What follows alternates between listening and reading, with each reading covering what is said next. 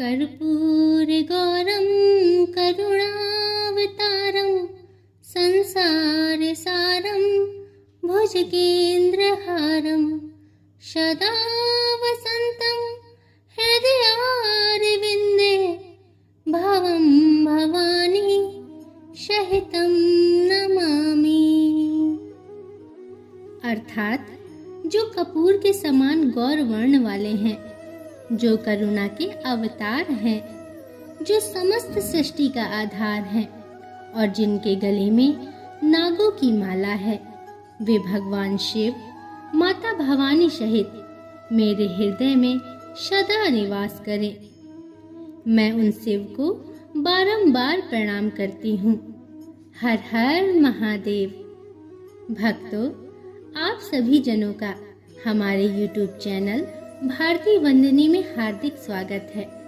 आज की इस पावन कथा के माध्यम से हम यह जानने का प्रयास करेंगे कि श्रावण मास में भगवान शिव की पूजा क्यों की जाती है, इसका पौराणिक और धार्मिक महत्व क्या है और इस मास में शिव भक्ति से जुड़ी कौन कौन सी लोक मान्यताएं प्रचलित हैं। शुरुआत करते हैं सबसे महत्वपूर्ण और प्राचीन ग्रंथ शिव महापुराण में वर्णित उस प्रसंग से, जब देवताओं और असुरों के बीच समुद्र मंथन होता है। इस मंथन से सबसे पहले जो अमृत नहीं बल्कि महाविष कालकूट विष निकलता है, वह इतना भयानक होता है कि उसकी ज्वाला से संपूर्ण सृष्टि जलने लगती है। देवता और दानव दोनों ही भयभीत होकर भगवान शिव की शरण में पहुंचते हैं। तब भगवान शिव बिना किसी विलंब के सृष्टि की रक्षा हेतु उस विष को अपने कंठ में धारण कर लेते हैं।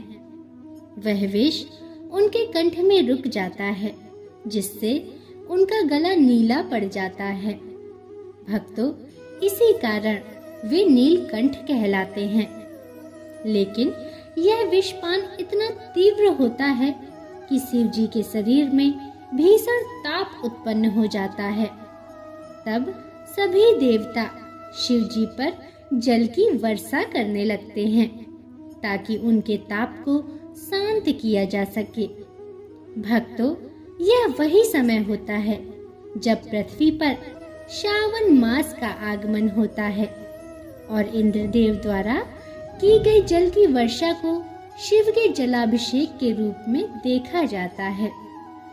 भक्तों, भगवान शिव इस जलाभिषेक से प्रसन्न होकर इंद्रदेव को आशीर्वाद देते हैं और कहते हैं कि यह श्रावण मास अब मेरे लिए प्रियतम हो गया है। जो भी भक्त इस पावन मास में श्रद्धा और भक्ति से मुझ पर जल चढ़ाएगा, उस पर मेरी कृपा सदा ही बनी रहेगी। भक्तों, तभी से यह परंपरा चली आ रही है कि श्रावण मास में विशेष रूप से भगवान शिव का जलाभिषेक किया जाता है। भक्तजन बेलपत्र, दूध, दही, शहद, गंगाजल और पंचामृत से शिवलिंग का अभिषेक करते हैं, जिससे वे भगवान शिव की विशेष कृपा के पात्र बनते हैं। तो भक्तों, दिल से बोलिए हर हर महादेव। आइए अब दूसरे पौराणिक प्रसंग की ओर बढ़ते हैं, जो माता सती, प्रजापति दक्ष और भगवान शिव से जुड़ा है।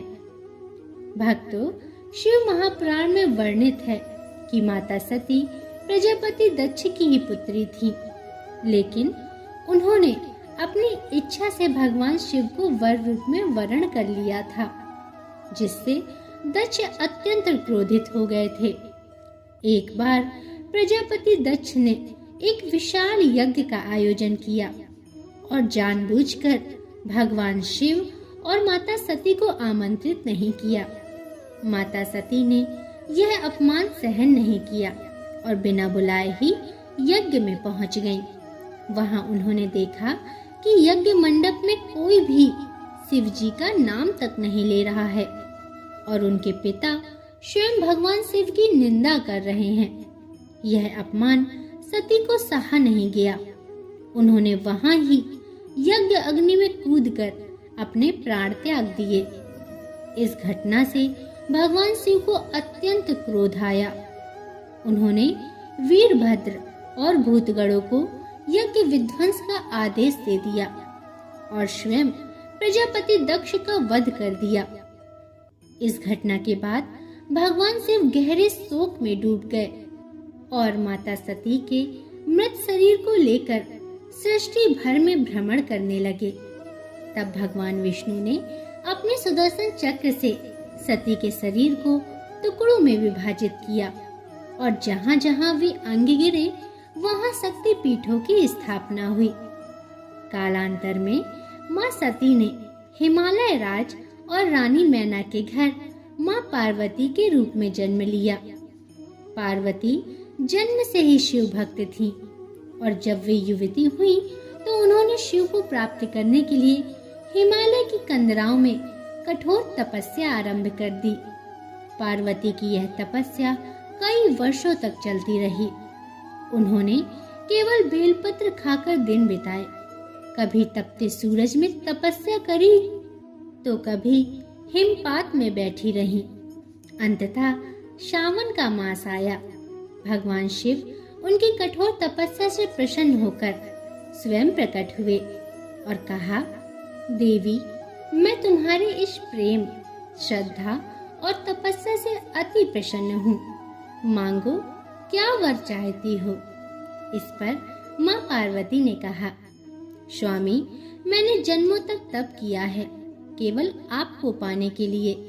यदि आप मुझे वर देना चाहते हैं तो यही वर दीजिए कि मैं जन्मों जन्मांतर तक आपकी पत्नी रहूं। यह सुनकर भगवान शिव अत्यंत प्रसन्न हुए और माता पार्वती को अपनी अर्धांगिनी के रूप में स्वीकार किया। भगवान शिव ने तब यह वचन दिया कि जैसे माँ पार्वती ने श्रावण मास में तप करके मुझे प्राप्त किया है, वैसे ही जो कुमारी कन्या इस महीने में श्रद्धा से मेरा व्रत और पूजन करेगी उसे भी मनचाहा वर प्राप्त होगा। भक्तों, तभी से आज तक श्रावण मास में कुमारी कन्याएं सोमवार का व्रत रखकर शिवलिंग पर दूध, जल, चंदन और कुमकुम चढ़ाकर भगवान शिव से उत्तम वर की कामना करती हैं। केवल कन्याएं ही नहीं, विवाहित महिलाएं भी अपने वैवाहिक जीवन को सुखमय बनाने के लिए, संतान प्राप्ति के लिए, परिवार की समृद्धि, रोग नाश और मानसिक शांति हेतु श्रावण के प्रत्येक सोमवार का व्रत रखती हैं और शिव पार्वती की पूजा करती हैं। पुरुष वर्ग भी इस पावन मास में व्रत, रुद्राभिषेक और जाप के माध्यम से भगवान शिव से बल, बुद्धि और विजय की कामना करता है। वहीं दूसरी ओर विद्यार्थी अच्छा परिणाम, व्यापारी व्यापार में लाभ और साधक आध्यात्मिक उन्नति हेतु इस मास में शिव उपासना करते हैं। भक्तों, श्रावण मास में शिव पुराण, रुद्राष्टक, शिव चालीसा, शिव तांडव स्तोत्र का पाठ, महामृत्युंजय जाप आदि करने से पुण्य फल कई गुना बढ़ जाता है। यह भी मान्यता है कि श्रावण के महीने में भगवान शिव माता पार्वती के साथ पृथ्वी लोक पर भ्रमण करने आते हैं। अतः इस महीने में उनके साथ भावात्मक रूप से जुड़ना, भक्ति करना, व्रत करना और जलाभिषेक करना न केवल आध्यात्मिक शांति देता है बल्कि जीवन के समस्त दुखों को हरने वाला भी सिद्ध होता है। भक्तों, यह थी श्रावण मास में भगवान शिव और माता पार्वती की पूजा से जुड़ी पौराणिक कथाएं, दिव्य और प्रेरणादायक कथाएं। आशा करती हूँ आपको यह जानकारी भावात्मक रूप से स्पर्श करेगी और आपके भक्ति रस में उन्नति करेगी और इसके रसपान से शिव कृपा आपके जीवन में बढ़ती जाएगी। भक्तों, यदि आपको यह वीडियो अच्छा लगा है तो कृपया करके इस वीडियो को लाइक जरूर करें और अपने परिवार और मित्रों के साथ साझा जरूर करें। इसके साथ ही हमारे चैनल भारती वंदिनी को सब्सक्राइब अवश्य करें और कमेंट में हमें बताएं कि आपको कथाएं कैसी लगी और कमेंट में जरूर लिखें। हर हर महादेव, जय मां पार्वती। अब अगले वीडियो तक के लिए नमस्कार। राधे राधे।